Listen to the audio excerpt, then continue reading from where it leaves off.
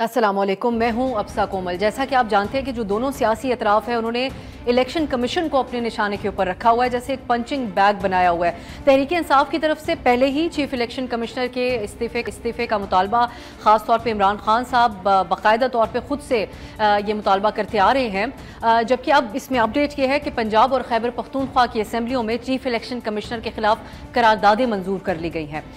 इमरान खान ने chief election commissioner के इस्तीफे के लिए जुमेरात को इलेक्शन कमीशन के सामने मुल्क भर में एहतजाज का ऐलान किया हुआ है।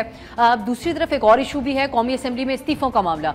PTI के 11 अरकान के इस्तीफे पहले हैरत अंगेज तौर पर मंजूर हुए और उसके बाद अब इत्तलात ये हैं कि मजीद 11 अरकान के इस्तीफे मंजूर करने पर गौर किया जा रहा है। इस बारे में PTI के सेक्रेटरी जनरल असद उमर मरहलावार ये जो इस्तीफे मंजूर हो रहे हैं इस पर इस्लामाबाद हाई कोर्ट से रुजू कर चुके हैं, इसको चैलेंज कर चुके हैं। उन्होंने जो आज गुफ्तगू की, आपने आगाज़ में सुना, उन्होंने बड़े आड़े हाथों लिया इलेक्शन कमीशन को और यहाँ तक कह दिया कि इलेक्शन कमीशन एक सियासी जमात बन चुका है। जो नौजवान यहाँ पर मौजूद है, सियासी पार्टी का कोई नाम तजवीज़ करें। ये इशू इतना इंपॉर्टेंट और इतना संजीदा मसला इसलिए है कि जो दूसरी तरफ है हुकूमती इत्तेहाद, उनकी तरफ से भी इलेक्शन कमीशन पर दबाव डाला जा रहा है कि PTI का जो ममनुआ फंडिंग केस है उसका जल्द फैसला किया जाए। और तंज ये किया जा रहा है कि इमरान खान साहब आज भी इलेक्शन कमीशन के और दीगर इदारों के लाडले हैं, इसलिए फैसला सामने नहीं आ रहा।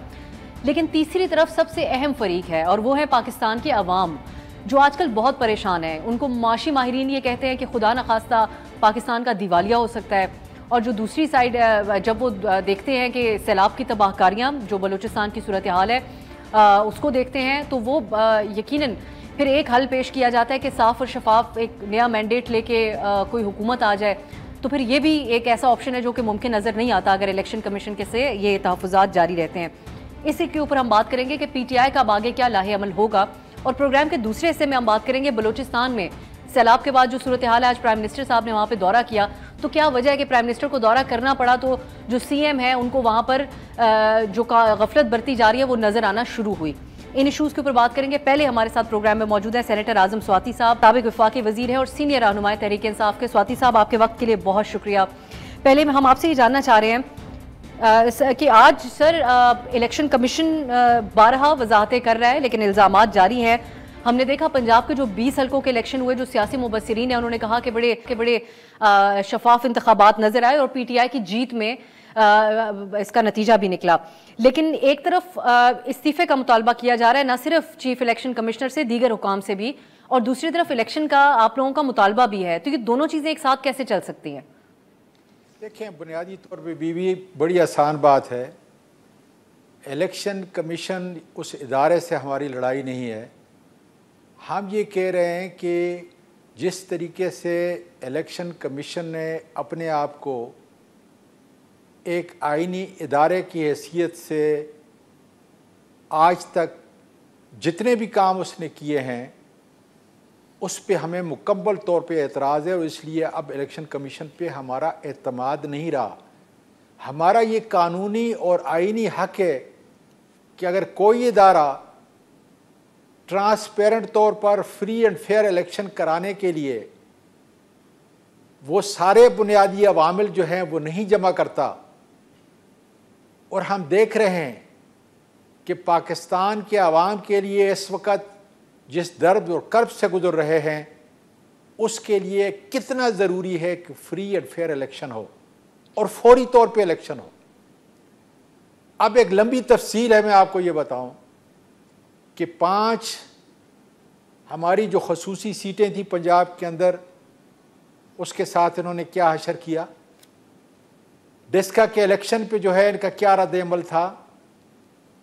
इस इलेक्शन में पंजाब की सीटों के ऊपर जो है आप ये देखें कि 20 सीटों के ऊपर किस तरीके से उन लिस्टों को एक जगह से दूसरी जगह पे जो है मूव किया गया। ये कानूनी तहफ़्फ़ुज़ात हैं, हमारे आईनी तहफ़्फ़ुज़ात हैं, और हम बजाय हम कानूनी ज़बान बोल रहे हैं, कानूनी तौर पे जो है करें, किसी को गाली नहीं दे रहे। हम ये कह रहे हैं स्वाति साहब, जी जी जी जी आप मुकम्मल कर लें, फिर मैं आपका ये जो पॉइंट है जो आप लोग उठा रहे हैं इलेक्शन कमीशन के हवाले से, वो 12 रिपीट किया गया है। लेकिन मामला ये है कि या तो इस इशू को सुप्रीम जुडिशल काउंसिल के सामने रखा जाए जहां चीफ इलेक्शन कमिश्नर भी अपना जवाब दाखिल कर सकें, असेंबलियों के अंदर करारदादे लेके आना, क्योंकि इस वक्त जब मैं और आप बात कर रहे हैं हमें ये खबर मौसूल हो रही है कि जो जल्द ही फैसला सुना दिया जाएगा, जो ममनुआ फंडिंग केस है गालिबन कल सुना दिया जाएगा, ये हमारे इस वक्त रिपोर्ट्स कंफर्म करिए। क्या वजह ये है कि ममनुआ फंडिंग की वजह से ज्यादा जोर है, वरना जुडिशल काउंसिल के सामने रखा जाए? अब सुन लें, जरा सुन लें कि मैंने कल भी एक प्रोग्राम के अंदर कहा था कि कब के अंदर ये तूफान लाना चाहते हैं, जिसको ये ममनुआ फंडिंग कहते हैं। आजम स्वाति ने कई दफ़ा शौकत खानम अस्पताल के लिए फंडिंग की है, और किस तरह किए। हमारे दोस्तों ने पार्टी के लिए, पीटीआई के लिए किए 2010-2011 के बाद। वो ये है कि मैं वहाँ पे होस्ट हूँ, मैं अपने सारे दोस्तों को दावत देता हूँ कि आए, डिनर होगा और इमरान खान या उसका कोई नामिनी जो है वो स्पीच करेगा। उसके बाद जो है वो जो गेस्ट है वो आता है, वो स्पीच करता है। सारे मेरे जो दोस्त हैं वहाँ पे जो मैंने बुलाए होते हैं, या दूसरे दोस्तों के दोस्त जो बुलाए हैं, वो हर प्लेट का 1000 या 500 या $100 जो है, जो भी मुकर्रर हम करते हैं, वो बाकायदा तौर पे पे करता है। उसके अंदर अक्सरियत पाकिस्तानी है। मैं आपको ये बता रहा हूँ, यहाँ पे मसला ये नहीं है। फाइनेंशियल टाइम्स की जो सर जो कथा कलामी की माजरत आपसे, आप जरा सुन लें ना, आप जरा सुन लें जी। ममनुआ फंडिंग उसको कहते हैं कि इंडिया से जो है आपने कोई इमदाद ली है ताकि पाकिस्तान के मफाद के खिलाफ और इंडिया के हक में कोई बात करें। जो नवाज शरीफ ले सकता है, दूसरे लोग ले सकते हैं, लेकिन इमरान खान नहीं ले सकता। कैसे वो कैसे ले सकते हैं और खान साहब किस मयार के तहत नहीं ले? मैं किसी एक तरफ भी इल्जाम नहीं लगाना चाह रही स्वाति साहब, मैं अपने नाजरीन के लिए ये सिंपली पुट करना चाहती हूँ कि यहाँ पे हम उस तरह का कोई इल्जाम नहीं लगा रहे। फाइनेंशियल टाइम्स की जो स्टोरी के मुताबिक उसमें यह कहा गया कि फंड्स जो लिए गए थे वो फलाही काम के लिए लिए गए थे और इस्तेमाल किए गए सियासी मकासद के लिए। अपनी एक मिसाल मलिक अहमद खान साहब आज दे रहे थे, वो कहते हैं मैं अपनी ज़माने तालिब इल्मी में और जवानी में जब काम शुरू किया तब भी शौकत खानम के लिए फंड्स देता रहा। कई लोग हैं जिसकी रिपोर्टिंग करने वाले रिपोर्टर्स ने बात की, उन्होंने कहा हमने शौकत खानम के लिए फंड्स दिए थे, बाद में सियासी मकासद के लिए इस्तेमाल हुए। तो असल इशू ये है, इसमें किसी की नीयत के ऊपर शक किए बगैर इलेक्शन कमीशन का एक ज़ाब्ता भी तो स्वाति साहब है ना, उसके मुताबिक फैसला होगा। मैं ये कहता हूं कि कतन ऐसा नहीं है। ये जो भी रिपोर्टेड स्टोरी है उसका भी जो है जो हकायक है वो सामने इंशाल्लाह ताला जो है आपके सामने आ जाएंगे। फंड बाकायदा तौर पे जहां से भी ओरिजिनेट हुए, जिस मकसद के लिए ओरिजिनेट हुए, उसी मकसद के लिए जो है पाकिस्तान के अंदर आए हैं। ये भी इंशाल्लाह ताला जो है बाकायदा तौर पे, अगर फलाही काम के लिए लिया और सियासी जमात के लिए प्रूव होता है तो आप समझते हैं कि ये पार्टी को नुकसान नहीं देगा अगर इस हवाले से फैसला आता है इलेक्शन कमीशन? कतन नहीं। सुन ले, हमारा इतना बड़ा जो है डेटा है, पूरे कुवैत से जो है हमें फंड आते हैं, यूएई से फंड आते हैं, सऊदी अरब से फंड आते हैं। जो हमारे पाकिस्तानी हैं उनकी बात कर रहा हूँ, जो हमारे मेंबर हैं उनकी बात कर रहा हूँ, जिनका शनाख्ती कार्ड है उनकी बात कर रहा हूँ। पाकिस्तान सिटीजन भेजते हैं। और अगर एक 2 आदमी 10 आदमी जो है अगर 1000 में से जो है उन्होंने गलत भेजा है तो इलेक्शन एक्ट 2017 के मुताबिक वो फंड जब्त होंगे। और हम ये साथ कह रहे हैं कि देखें, लेवल प्लेइंग फील्ड ये है, एक गैर मुतनाज़े इलेक्शन कमीशन के लिए, सुन ले मेरी बात, उसको अपनी गैर मुतनाज़ी शख्सियत साबित करने के लिए ज़रूरी है कि नून लीग के भी कराएं, मौलाना फजल रहमान की पार्टी के भी कराएं और पीपल पार्टी के भी कराएं। देखें ना, आप आधा तीतर आधा बटेर नहीं कर सकते। और अगर ये हमारी जो अर्ज है, रुदाद है, रिक्वेस्ट है, अगर ये गलत है तो हमें बताया जाए कि नहीं ऐसा नहीं होगा, आपके साथ इम्तियाजी सलूक होगा, सिर्फ आपसे पूछा जाएगा, बाकी किसी से नहीं पूछा जाएगा। ये क्योंकि केस 8 साल से इसके ऊपर जोर उस हवाले से भी रहता है स्वाति साहब। और दूसरा मामला एक और भी है, ये एक तरफ आप कह रहे हैं सिर्फ पाकिस्तानियों, ये स्टोरी के अंदर यूएई के एक ऑफिशियल का भी नाम है जिन्होंने, मैं अगर कंप्लीट कर सकूं अपना सवाल, और मिस यूज ऑफ पावर जिसका इल्जाम आपके ऊपर भी रहा, आपने अखलाकी पोजीशन लेते हुए अपने इस्तीफा दिया था। लेकिन खान साहब, सॉरी सर, मैं अपनी सवाल सिर्फ कंप्लीट करूंगी कि आरिफ नकवी साहब के हवाले से ये भी इल्जाम, ऑब्वियसली कल सुबह 10 बजे फैसला होगा, उसमें बात सारी सामने आएगी, लेकिन जो आर्ग्यूमेंट आप दे रहे हैं उसके तहत तो मिस यूज ऑफ पावर का भी इल्जाम लग सकता है, क्योंकि साबिक एफआईए के डीजी ने ये कहा था कि खान साहब ने आरिफ नकवी के खिलाफ कार्रवाई से रोका उनको। जी, अब आप जो है दूसरे लोगों की जबान बोलती हैं, दूसरे लोगों ने वर्ड्स आपके माउथ में कह रही है। मैं माफी चाहता हूँ, मैं बाकायदा एहतराम के साथ बात कर रहा हूँ। मैं अपनी ही मैं वो बात कर रहा हूँ जो हकायक पे मबनी है।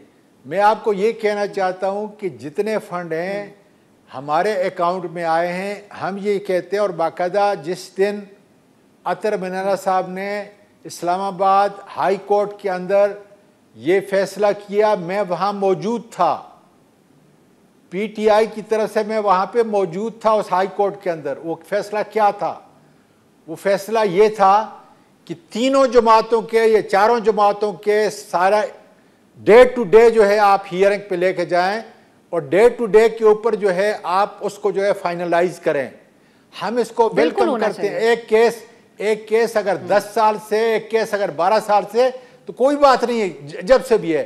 लेकिन जब हाई कोर्ट ने एक फैसला दे दिया कि आप डेली बेसिस के ऊपर जो है इसकी हियरिंग जो है होनी चाहिए और सारों को क्लब करें सारे केसेस को।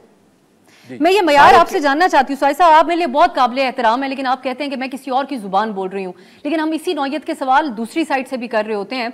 तो खान साहब की भी एक डेफिनेशन है, वो ये कहते हैं कि इनसे बात नहीं करूंगा जो सियासी मुखालिफिन है, बाकी दहशत गर्दों से भी बात कर लूंगा। लेकिन इस केस में जो आपने वजह पेश की, आपने कहा कि जरदारी या नवाज शरीफ अगर पैसे लेते हैं तो वो यकीनी तौर पे चोरी होगी, लेकिन जो मिसयूज ऑफ पावर का तासुर मिलने का सवाल मैंने आपसे किया उस पर आपने रिस्पॉन्ड नहीं किया।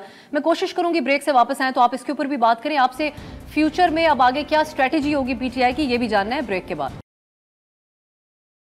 ब्रेक के बाद एक बार फिर से खुशामदीद। सेनेटर आजम स्वाति साहब हमारे साथ हैं। स्वाति साहब कहिएगा, जो ब्रेक से पहले हम बात कर रहे थे, पहले इसको अगर आप जो भी कंक्लूड करना चाहें। खान साहब की बयान बहुत ज़्यादा सोशल मीडिया पे चल रहा है। कल परसों उन्होंने अपने इंटरव्यू में बात की, आरिफ नकवी साहब के हवाले से ज़ेर बहस था मामला। उन्होंने कहा क्या हो गया अगर थोड़ी सी मनी लॉन्ड्रिंग का उनके ऊपर इल्ज़ाम लगा।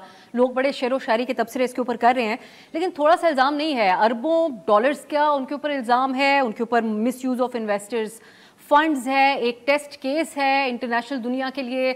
अमेरिका वो जा नहीं सकते, यूएई ने उनको बैन किया हुआ है। खान साहब के लिए वो थोड़ी सी मनी लॉन्ड्रिंग है। अलबत्ता जो उनके सियासी मुखालिफिन हैं, जिनको वो चोर डाकू कहते हैं, उनको वो दहशत गर्दों से भी बदतर समझते हैं और कहते हैं उनसे बातचीत नहीं करेंगे। तो फिर ये मेयार क्या है खान साहब का जज करने का चोरी को, और फिर आपने जो मेयार अभी साबित किया मेरे सवालों को जज करने का, स्वाई साहब, ये फिर ज्यादती नहीं है? नहीं, आप किसकी बात करते हैं? क्योंकि मुझे आपकी बात की जो है वो समझ नहीं आई है कि दुबई में जो खान साहब ने कहा कि जी आरिफ नकवी साहब की बात हो रही है सर। आरिफ नकवी साहब के हवाले से खान साहब ने कहा कि थोड़ी सी मनी लॉन्ड्रिंग का इल्जाम लग गया, ऐसा क्या बुरा हो गया इसमें? देखें, मुझे आरिफ नकवी साहब के बारे में तफसील का इल्म नहीं, और मैं आपको हकीकत से बताता हूँ। अगर मुझे जो है उनके हकायक का पता होता तो मैं ज़रूर उसकी तफसील जो आपके सामने बयान करता। लेकिन ये कि आप अगर कहें तो मैं इंशाअल्लाह ताला जो है आपके दूसरे प्रोग्राम में पूरी तफसील लेके जो है ये बयान कर सकता हूँ। बुनियादी बात यह है कि इमरान खान जब अखलाक की बात करता है, जब अखलाकी कदरों की बात करता है, तो मेरा ये ख्याल है कि बुनियादी तौर पर किरदार की ये जिम्मेदारी है कि जो लोग पाकिस्तान को रिप्रेजेंट करने के लिए असम्बलियों में बैठे हुए हैं, कम अज़ कम अखलाकी तौर पर मनी लॉन्डर तो ना हो, कम अज़ कम उन्होंने कोई करप्शन तो नहीं की हो। और अगर कोई इल्ज़ाम है तो जिस तरीके से हमारी हुकूमत के अंदर जो है जिन पे इल्ज़ाम लगा उन्हें उसी वक्त इस्तीफ़ा दिया और अपने आप को क्लियर करके जो है फिर दोबारा जो है वापस आए। हम ये कह रहे हैं कि दुनिया के अंदर कभी कोई ऐसी पार्लियामेंट नहीं है, कोई ऐसी वजारत नहीं है कि जो 60% वज़रा जिनको ज़मानत के ऊपर जो है इस वक्त रिहा हैं, उनको लाकर जो है पाकिस्तान के 22 करोड़ लोगों की किस्मत के फैसले के लिए उनको हुकूमत में बिठाया जाए। अगर ये कोई मतलब एक नकवी साहब जो भी आप बता रहे हैं, चूंकि आर नकवी साहब मैं नहीं जानता ज़ाती तौर पे वो कौन है या उनका क्या बैकग्राउंड है, लेकिन वो पाकिस्तान को रिप्रेजेंट नहीं करते जी। वो बहैसियत एक शख्स का होगा, उसने अपना जो है खुदा न ख्वास्ता जो है कोई जुर्म किया या नहीं किया मुझे कोई मालूम नहीं, लेकिन मैं ये कह रहा हूँ कि अगर वो पाकिस्तान को रिप्रेजेंट करते हैं तो फिर किसी ऐसे शख्स के पास कोई अखलाकी मॉरलिटी अथॉरिटी नहीं है कि वो आकर पाकिस्तान के हुकूमत के में अपने आप को जो है वो रिप्रेजेंट करे या उसको बिठा दिया जाए जिस तरह इस इम्पोर्टेड हुकूमत को जो फरा गोगी हो या फिर ये नकवी साहब हो। आप लोगों से सवाल हमें इसलिए करना पड़ता है क्योंकि इमरान खान साहब आकर उनको डिफेंड करते हैं और आप गालिबन नहीं इस बारे में जानते होंगे, लेकिन जब एक इल्ज़ाम लग रहा है तो खान साहब को उनको डिफेंड करना हमारे लिए ज़रूरी बना देता है आप लोगों से इस बारे में सवाल करना। अब मैं आगे बढ़ती हूँ क्योंकि इसका जो भी फैसला होगा कल सुबह 10 बजे इलेक्शन कमीशन की तरफ से सुनाया जाएगा। स्वाई साहब, एक और बात भी है, पीटीआई की तरफ से सवाल उठाए जा रहे हैं, मुख्तलिफ नौयत के इदारों के हवाले से भी हम सुनते ही आ रहे हैं। आर्मी चीफ का अमरीकी हुकाम से रब्ता हुआ था, इमरान खान साहब ने आज फिर रिपीट किया। उन्होंने तनकीद का रुख तो इस हुकूमत के ऊपर रखा कि ये इनसे कोई काम होता नहीं, आर्मी चीफ को करना पड़ रहा है, लेकिन वो आप लोगों के दौरे हुकूमत में इत्तेहादियों से राब्ते करके कानून साजी करवाना हो या फिर इमरान खान साहब को उनके बैरूने दौरे जो होते हैं उनके ऊपर अकम्पनी करना हो, उनके साथ जाना हो, या उस वक्त भी इस नौयत के जो मामलात हैं समेत इसके कि उस टाइम पे एक नेशनल सिक्योरिटी पॉलिसी बनाई गई थी जो कि अस्करी और सिविल हुकाम ने साथ बिल के बिठाई थी और इसके बारे में बहुत तारीफें करते नहीं थकती थी पीटीआई की हुकूमत। तो अब खान साहब को एतराज़ क्यों हो रहा है कि आर्मी चीफ जिसको एक कौमी मसला कहा जा रहा है, इस पर असूलन सवालात उठाए जा सकते हैं, लेकिन पीटीआई इसके ऊपर कैसे सवाल उठा सकती है कि वो क्यों कॉल कर रहे हैं अमरीकियों को और इकोनॉमिक असिस्टेंस की बात कर रहे हैं? आपने इतना बड़ा जो है सवाल कर दिया, सवाल छोटा जैसा था कि जब हम थे हमारे साथ जो है बाकायदा तौर पे एस्टेब्लिशमेंट जो है हमारे हैंड एंड ग्लव्स थी, उस वक्त हम उनकी तारीफ कर रहे थे और अब जो है इनके साथ है तो तारीफ कर, जमीन आसमान का फर्क है। ज्यादा अच्छे तरीके से आपने पुट किया स्वाति साहब, मैंने बेहतर तरीके से आपने इसको एक्सप्लेन कर दी। आप सुन लें ना, जवाब सुन लें जी, क्योंकि फिर वक्त खत्म हो जाएगा जी। बुनियादी बात यह है कि जमीन आसमान का फर्क है। एक दयानतदार ईमानदार आदमी जो आपका वजीर आजम है, मुल्क और कौम के लिए कर रहा था, ये अपनी जात के लिए कर रहे हैं, खुदा का वास्ता है। हमारे साथ जब एस्टेब्लिशमेंट थी, हम मुल्क और कौम की फलाह बहबूद के लिए इमरान खान कर रहा था, अपनी जात के लिए नहीं, आजम स्वाति के लिए नहीं। ये अपने आप को रिलीफ देने के लिए 22 करोड़ अवाम जिस हालत के अंदर है आपके सामने है। चीफ अगर अमरीकियों से राब्ता कर रहे हैं मुआशी असिस्टेंस के लिए, तो वो इनकी जात के लिए, ये जो सियासी रहनुमा या हुकूमत बैठी हुई है इनकी जात के लिए वो ये राब्ते कर रहे हैं। बाजवा साहब, आर्मी चीफ, मैं ये कह रहा हूं कि इनकी जात के लिए जो भी करता है वो गलत करता है। हम कहना ये चाहते हैं, आप अगर आपके नाजरीन मेरी बात को समझ जाएंगे और मेरा आप भी समझ आएंगी, इनके लिए जो भी कोई बात करेगा वो बिल्कुल इस तरह जिस तरह इमरान खान कहता है कि अगर आप गड्ढे के अंदर हैं तो उस गड्ढे को मजीद खोदने की कोशिश न करें। आर्मी चीफ अगर कर रहा है गलत कर रहा है, उसकी वजह क्या है? वजह उसकी आसान है कि ये मुल्क के लिए नहीं, 22 करोड़ लोगों के लिए नहीं, इनका पेट भरने के लिए, उनकी करप्शन के लिए है। आज जाकर बीबी आप देख लें हाउसिंग में क्या हो रहा है, आप जाकर देख लें कि कम्युनिकेशन के अंदर जो है क्या हो रहा है, जिसको मुराद सईद ने जो है प्रॉफिटेबल इंस्टीट्यूशन बनाया। एक ये भी जवाब पेश किया जाता है कि इस वक्त सियासी जमातें और क्योंकि हमारी सियासी हुकूमतें टिकती नहीं, तो इसलिए जो बैनुल अक़वामी तौर पे भी जब बातचीत करनी पड़ती है तो बड़ा एक रोल रहता है एस्टेब्लिशमेंट के वर्ड के हवाले से, जो खान साहब के दौर में भी होता रहा। सऊदी अरब से बातचीत करनी हो, चीन से करनी हो जिनके बड़े तहफ़्फ़ुज़ात थे और अब खुलकर सामने भी आते हैं, या अमरीकियों से, तो ये कोई नई बात तो हमारे यहाँ नहीं है। तो आप उस सिलसिले में भी कहते हैं कि अगर IMF का मुआहदा नहीं होता, मुल्क की मईशत को खुदा न खास्ता ऐसा नुकसान पहुँचता है कि डिफ़ॉल्ट की तरफ जाते हैं, तो इस सूरत में भी आर्मी चीफ किरदार ना अदा करें, अगर कर रहे हैं तो गलत कर रहे हैं। ये आपका मतमे नज़र है। मेरा मतमे नज़र ये है कि पहले दिन से जब इनको लाया गया तो गलत था। जिस काम के लिए लाया गया, जिस काम के लिए इनको ऊपर जो है इम्पोर्टेड हुकूमत को बैठाएगा साजिश के मुताबिक, वो टोटली गलत था। वो पाकिस्तान के सालमियत के खिलाफ था, नेशनल सिक्योरिटी के खिलाफ था।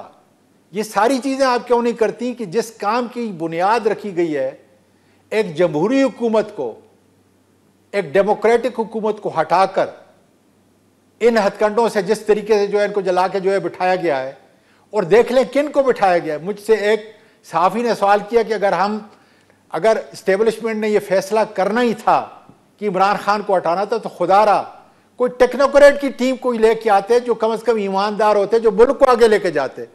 कम से कम इन चोर चक्कों को तो न लेके आते कि जिन्होंने सिर्फ अपने नेब के केसेस को खत्म करना है, अपने कारोबार को चलाने के लिए।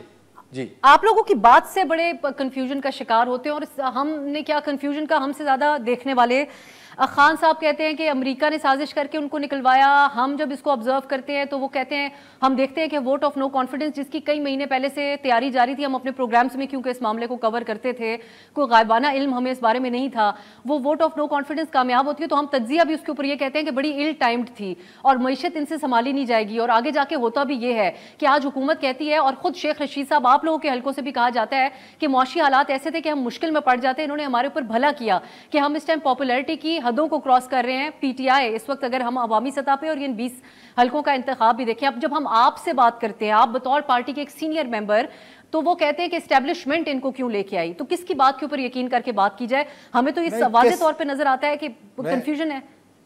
कंफ्यूजन कतन कोई नहीं है।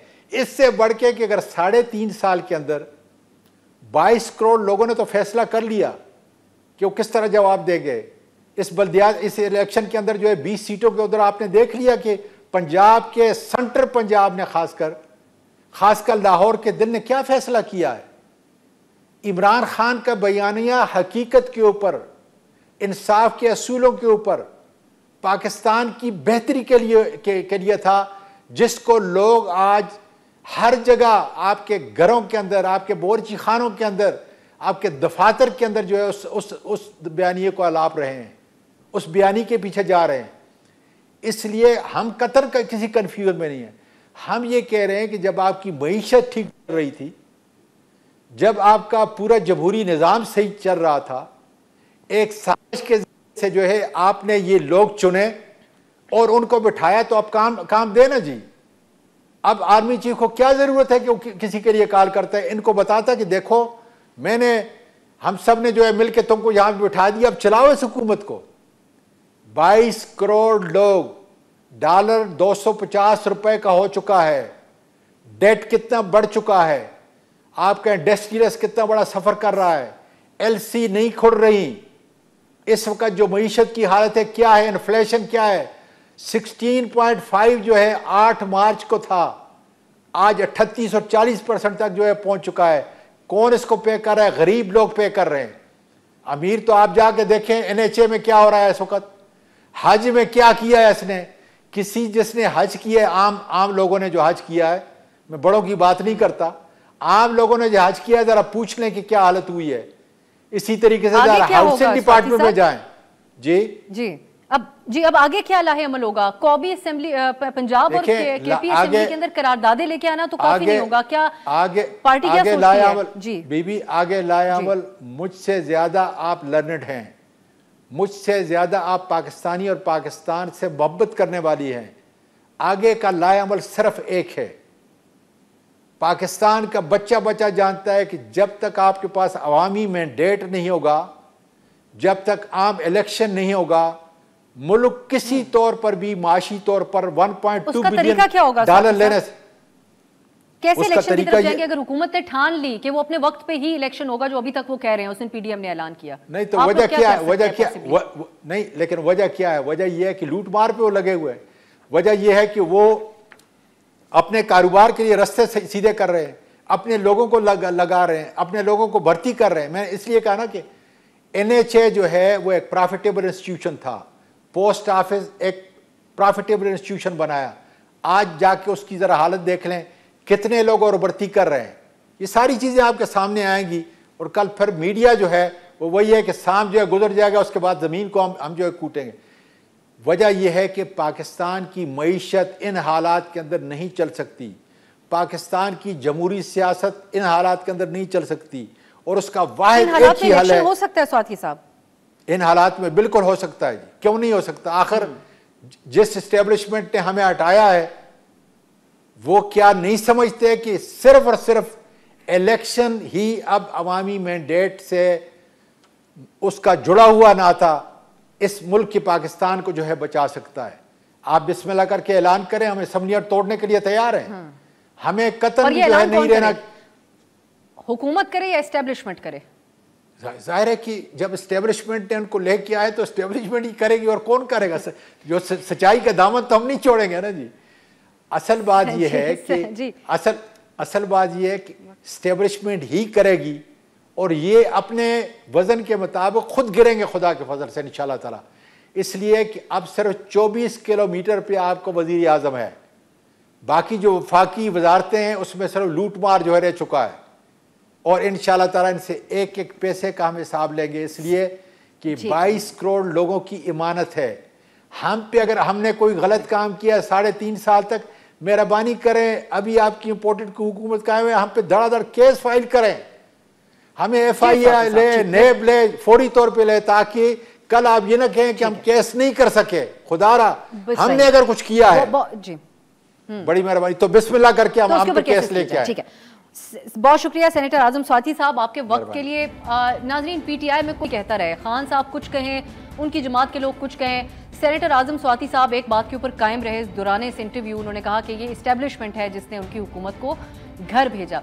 एक ब्रेक की तरफ जाते हैं, वापस आएंगे तो हम बात करेंगे बलूचिस्तान, जहां पर सैलाब की तबाहकारियां, और आज जब प्राइम मिनिस्टर साहब वहां पर पहुंचे तो बहुत सी चीज़ों के राज अफशा हुए और सीएम बलूचिस्तान को भी उसी वक्त पता चला। ये क्या मामला हुआ, बात करते हैं एक ब्रेक के बाद।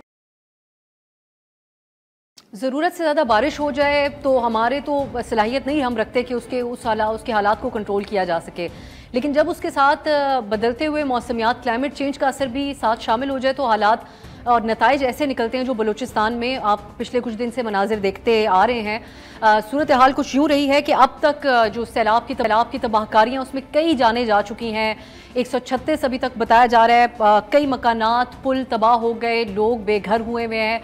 बलूचिस्तान में इस हद तक सूरत हाल ख़राब है कि आज जब प्राइम मिनिस्टर वहाँ पर गए तो उन्होंने बड़े गम और गुस्से का इजहार भी किया और शदीद बरहमी का वहाँ के जो लोकल अफसरान थे उनके साथ किया। लेकिन जो सीएम है उन्होंने भी उस वक्त लगा गालिबन कि उनको उस वक्त शायद पता चल रहा है कि हालात थे क्या, तो कुछ अफसरान को ओहदों से हटा दिया गया और बाकियों के खिलाफ कार्रवाई का ऐलान कर दिया गया और कुछ इमदादी रकम की भी बात की गई।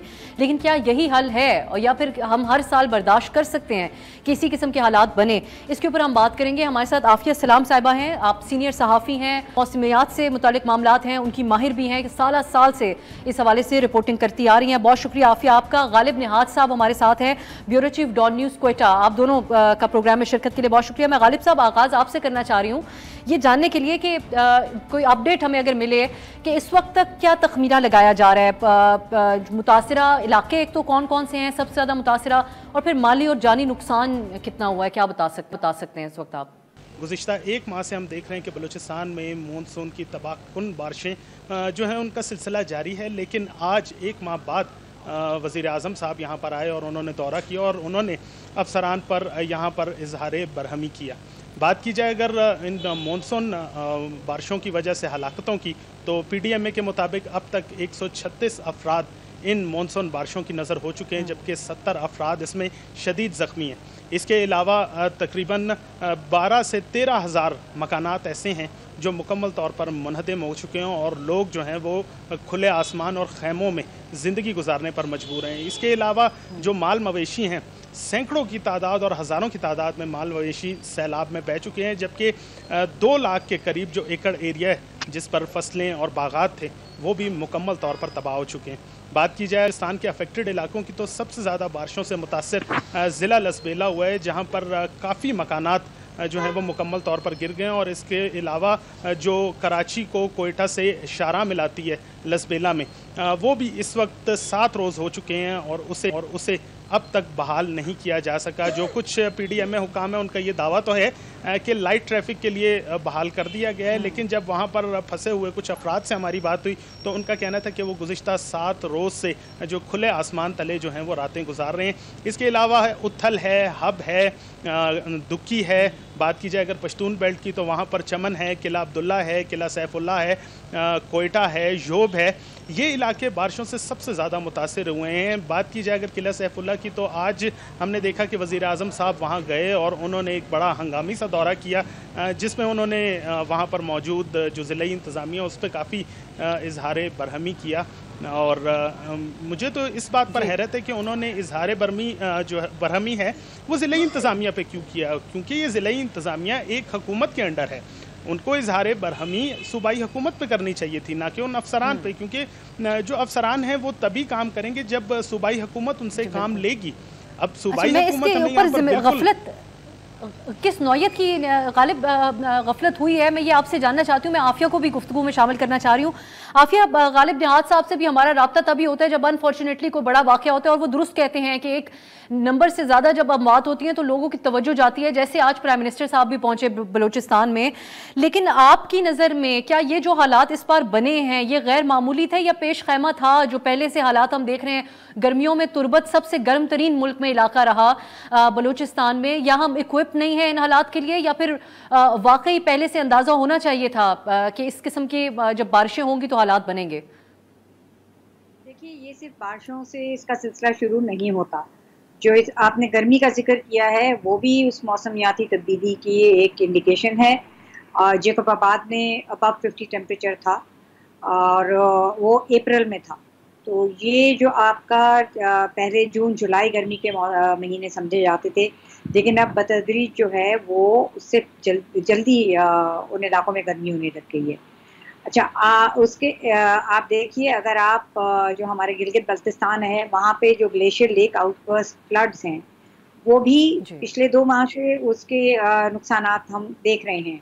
अब इस वक्त सिंध और बलूचिस्तान, खुसूसी तौर पे बलूचिस्तान की जो कोस्टल बेल्ट है और जिन इलाकों का इन्होंने नाम लिया नॉर्थ बलूचिस्तान में, जो किला सैफुल्ला उस तरफ बहुत ज़्यादा बारिश की वजह से तबाही हुई है।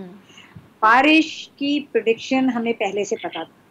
जो ये कह रहे हैं ना कि ज़िला इंतज़ामिया के ऊपर क्यों इज़हार बरहमी किया या सूबाई हुकूमत क्यों नहीं किया, तो ये हमारे यहाँ वो एक अनकोऑर्डिनेटेड तरीके से जिस तरह से हुकूमत काम करती है, असल में तो उस चीज़ को देखने की ज़रूरत है।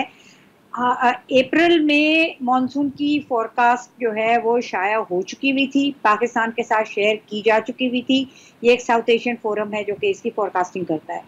और जून से पहले, जून में, बिल्कुल अवाइल जून में, पाकिस्तान का मेट डिपार्टमेंट जो कि इस मामले में बहुत मुतहरिक है, उन्होंने भी गैर मामूली बारिशों की पेशन गोई की थी। तो जब गैर मामूली बारिशें होती हैं, हमारे यहाँ तो जब नॉर्मल बारिश भी होती है तो हमारा निज़ाम ज़िंदगी बड़ी हद तक मफलूज होकर रह जाता है। लेकिन जब वो आपके ऐसे हुकूमती इदारे ने ये वार्निंग इशू की थी जो इस बारे में इक्विप्ड है, वो एक साइंटिफिक इदारा है, उन्होंने ये जब वार्निंग इशू कर दी, तो उसके बाद ये रिएक्टिव किस्म की चीज़ें हमें क्यों नज़र आ रही हैं कि लोग बह गए।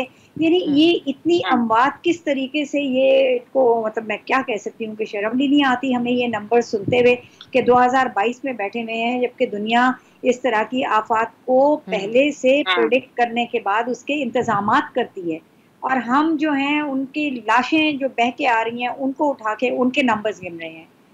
सो ये तो मतलब बहुत बड़ी सितमज़दगी है और हमारी नाअहली है, या ये कि हमारी नासमझी है कि अभी तक हम समझ ही नहीं पाए कि क्लाइमेट चेंज असल में किस कदर शिद्दत से पाकिस्तान के ऊपर असरअंदाज हो रहा है। जी बिल्कुल, मैं चाहूँगी एक ब्रेक के बाद आफिया इसके ऊपर आप मजीद भी बात करें कि फिर अब आखिर वाहिकीन को कुछ रकम दे दी जाती है, तो क्या यही मसले का हल है या एक लॉन्ग टर्म प्लानिंग की ज़रूरत है? और मैं गालिब से जानना चाहूँगी कि अब असल में उनकी नज़र में कहाँ कहाँ से गफलत बरती गई और एक्शन होना क्या चाहिए, किस लेवल के ऊपर इस मामले को बहुत संजीदा और मुख्तलिफ नज़र से देखने की ज़रूरत है। एक ब्रेक के बाद खुश आमदीद। हम बात करें बलूचिस्तान में जो सूरत हाल बनी, और आज प्राइम मिनिस्टर ने जब वहाँ का दौरा किया तो तब सीएम को भी बहुत सारी चीज़ें हैं जो नज़र आईं। अब गालिब, आखिर में ये जानना आपसे चाह रही हूँ कि जो सूबाई सतह, आपने कहा कि अगर बात करनी है तो सूबाई सतह पे की जाए, जो ज़िले इंतज़ामिया उसका क्या कसूर, लेकिन सीएम को ये भी कहते हुए हम सुन रहे थे कि हमें तो मुख्तलिफ रिपोर्ट दी गई थी ज़िले इंतज़ामिया की तरफ से कि यहाँ पर हालात ठीक हैं। क्या सूबाई सतह से उनको इक्विप भी किया गया था, इससे उनको अहकामात इस किस्म के दिए गए थे कि काम किया जाए, या ओवरऑल ही गफलत बरती गई? आप जो पहले बात कर रहे थे। जी बिल्कुल ऐसा है कि जो प्रोविंशियल डिज़ास्टर मैनेजमेंट का महकमा है उसके मुताबिक उनका कहना था कि जैसे ही अप्रैल के एंड में जो ये प्रेडिक्शन आई हैवी मानसून रेन की, तो उन्होंने इस हवाले से एक प्लान तरतीब दे दिया था। अब अलमिया ये है कि उन्होंने प्लान तरतीब दिया और उसके बावजूद अगर 136 जानें चली गई तो खुदा न खास्ता अगर वो प्लान तरतीब ना देते तो कितनी जानें जा सकती थी। बात ये नहीं है, बात ये है कि हुकूमत बलूचिस्तान इस बिल्कुल गैर संजीदा इस मामले में दिखाई दी। हमने देखा कि जो बलूचिस्तान हुकूमत के, चाहे वो सीएम हों, चाहे वज़रा हों, चाहे वो तर्जुमान बलूचिस्तान हुकूमत फ़राह अज़ीम शाह साहिबा हों, तो हमने देखा कि सिवाय फ़ोटो सेशन, ऐलानात, इसके अलावा कोई अमली जामा किसी भी काम को सही तरीके से नहीं पहनाया गया। अब इन सैलाबी सूरत हाल से सूबे में मजमूई तौर पर 40 लाख से ज़ायद अफराद मुतासिर हुए हैं, जिनके घर बह गए हैं, जिनके माल मवेशी बह गए हैं। कुछ लोग ऐसे हैं जिनका दारो मदार ज़िंदगी का उनकी फसलों और उनके बागात पे था, वो लोग उनमें शामिल थे। लेकिन हमने देखा कि ज़िला इंतज़ामिया की जानिब से 10,000 टेंट दिए जा रहे हैं, वाटर कूलर दिए जा रहे हैं। इन चीज़ों से अब हमें आगे निकलना होगा। मसला ये है कि सूबाई हुकूमत ने इस मामले को उस तरह संजीदा लिया ही नहीं जिस तरह इसे लिया जाना चाहिए था।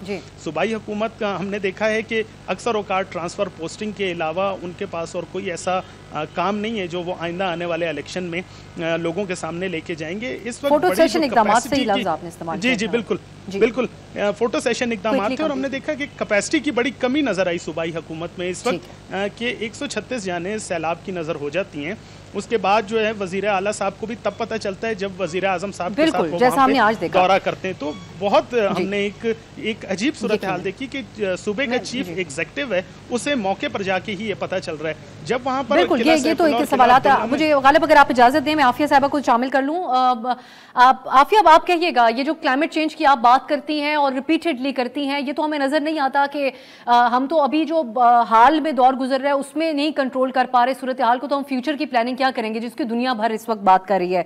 लेकिन आप क्या समझती हैं कि अब फौरी तौर पे इमरजेंसी बेसिस के ऊपर हम ऐसे क्या महदूद वसाइल के साथ ऐसे क्या इकदाम कर सकते हैं जो जिससे कम अज कम अगले साल इस हद तक तबाहकारियां ना देखें? और रिहैबिलिटेशन के हवाले से भी क्या ये मजाक नहीं है जो बातें हमें निहाद साहब बता रहे हैं?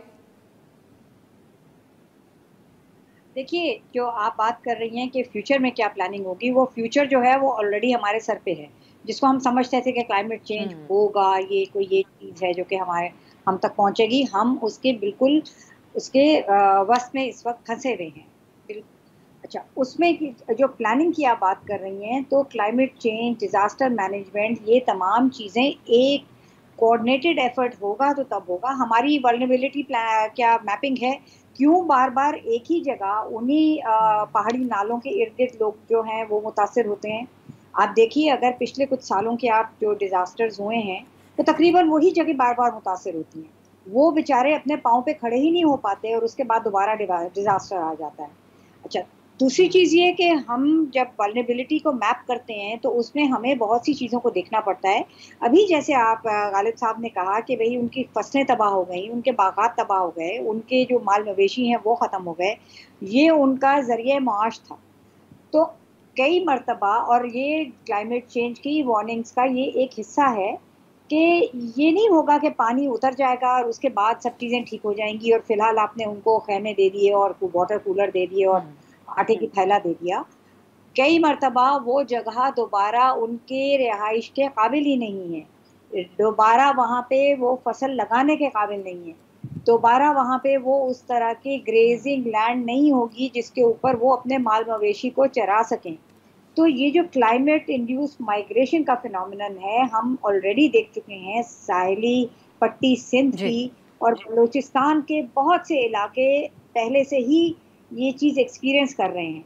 आप इतनी बड़ी पॉपुलेशन को किस जगह लेके जाएंगे? जो डिस्प्लेसमेंट की हम बात कर रहे हैं, उसके बाद रिहेबिलिटेशन का वक्त आएगा जब ये आप रेस्क्यू और रिलीफ से निकलेंगे, कहाँ उनको लेके जाएंगे, किस जगह पे उनको दोबारा मुआशी तौर पे बहाल करेंगे?